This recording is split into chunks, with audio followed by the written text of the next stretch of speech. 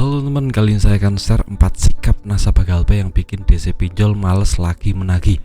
Assalamualaikum warahmatullahi wabarakatuh. Bagaimana kabar teman?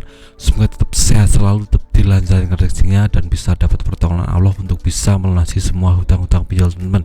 Amin amin ya robbal alamin. Nah, di video kali ini saya akan mengedukasi tentang 4 sikap nasabah Galpay yang bikin DC pinjol males menagih.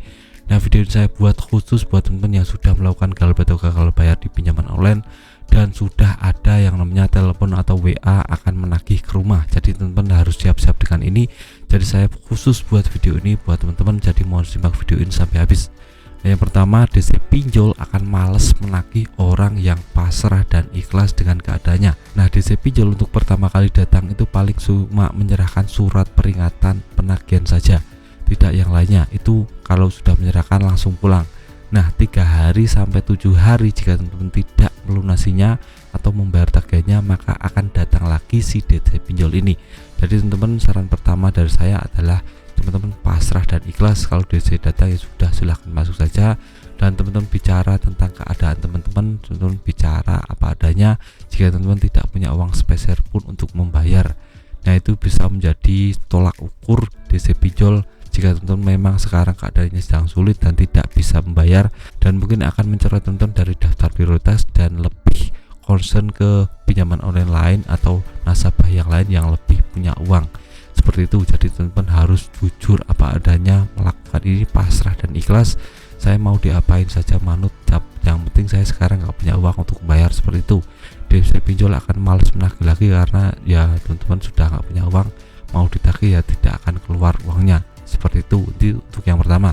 Nah, untuk yang kedua adalah tipikal nasabah Galpay yang berani melawan. Nah, ini banyak sekali video di YouTube, di Facebook tentang orang yang ditagih developer tapi berani melawan. Dia seperti emak-emak seperti itu teman. Jadi kalau ditagih malah melawan seperti itu, dan DC pinjol akan males datang lagi karena dia akan terancam nyawanya jika akan menagih. Jadi males saja.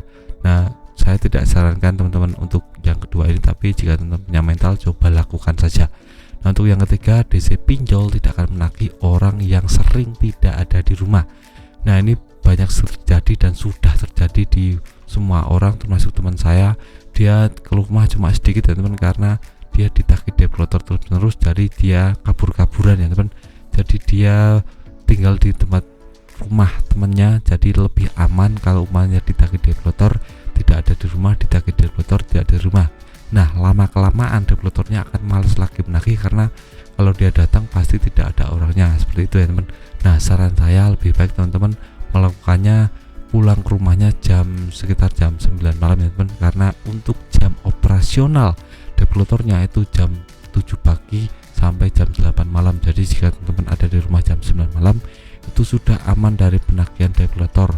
Lagian kalau nagih malam-malam juga mungkin ada keamanan setempat yang siap bergerak untuk mengamankan teman-teman jika umpamanya ada kegaduhan. Itu bisa menjadi solusi buat teman-teman yang sekarang malas untuk ditagih developer. Nah, untuk yang terakhir, tipikal nasabah Galpay yang lebih aman jika ditagih itu yang pandai berbicara, pandai berkelit. Nah, teman-teman kalau punya mental yang kuat, punya skill berbicara, bisa melakukan ini. Jika teman-teman ditagih developer, teman bisa bicara saja.